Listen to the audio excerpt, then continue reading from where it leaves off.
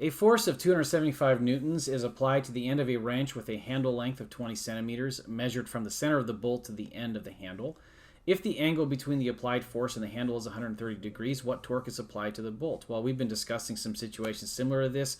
We have a formula for this situation, so maybe without further ado, I can just write that formula down, right? It was tau is equal to RF sine theta. So we're given F of 275 newtons. Theta is 130 degrees. I mean, it could be 50 degrees, I guess, as well if you took the smallest angle. But we've already said it doesn't make a difference, right? So I can just use that 130 degrees. I don't need to worry about that.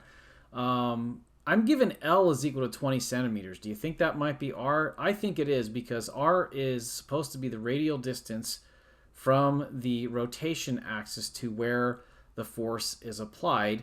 And looking at the way the handle length is being described is measured from the center of the bolt to the end of the handle, and then looking at where the force is applied in the picture here, right? So we're talking about like from here to here.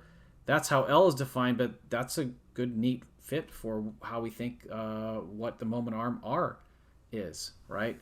So in that sense, this can be very straightforward, and I'm just going to say 20 centimeters. Maybe I should say 0.2 meters though, right? Maybe we should go with SI base units on this one. I mean, we don't always do that, but it might lead to a good discussion of what units we should have for torque. What should we expect, right, for torque to be? 275 newtons, and we'll do sine of 130 degrees. Although, as I mentioned, if somebody said, oh, I like that smaller angle, can I do that one?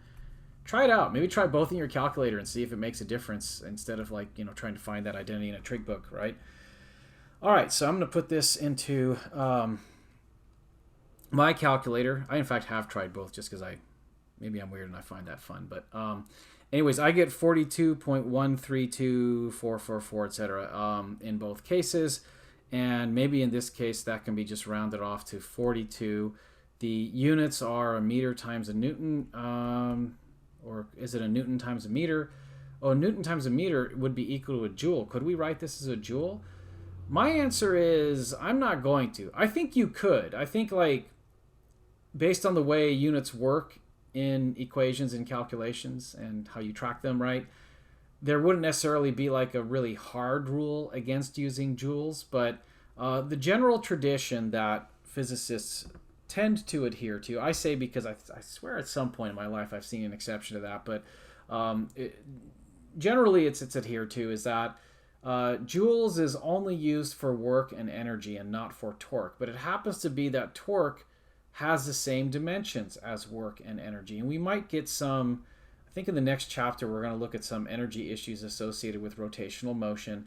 And we'll get a little insight into why that might make sense, that torque should have the same units as energy. One of the definitions I've seen out there for torque that I don't necessarily agree with is the statement that torque is a force that rotates. And I said on the key concepts page, I forget exactly what I said verbatim, but I said something along the lines of like torque is more of a measure of how effective a force is at rotating a system. And the difference between what I said and that other definition is the other definition seems to have the implication that a torque is a force, but dimensionally we know that that is not correct. A torque is not a force. It's really dimensionally more like an energy or a work than it is like a force. But conceptually, it's a little bit weird because it does something more akin to what a force does. But again, we're going to sort that out a little bit later. One thing I might like to address here, though, is it just says what torque is applied to the bolt, and maybe that's a good enough answer, 42 meters newtons, right? So let's check that. But notice that the answer there says into the board. So maybe an even better answer would be to recognize torque does have direction. And if we apply a right-hand rule to this one, the way that might look is I could start by aiming my fingers in the direction of the moment arm arrow, then curling them in the direction of the force arrow, right? So this is R, this is F.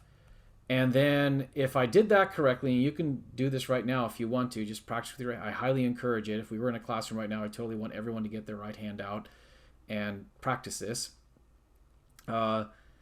You should hopefully see that your thumb is pointing in a direction that is inward. And in physics, it turns out, and in mathematics, The way you signify into the page or into the board, into whatever you're writing on, is with an X.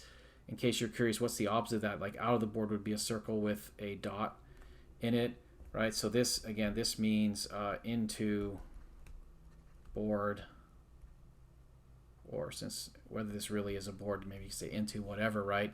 But this would be out of the board. And kind of the logic and history behind that is this is what an arrow would look like if it's flying away from you. This is what an arrow would look like if it's flying towards you. And since we symbolize vectors with arrows, that's kind of the, again, the origin of that symbology. So, and since I can't really, in this video, show you my right hand, that's why I'm asking you to kind of see if you get, if this result of into the board makes sense with your right hand, and just make sure that you're able to do that.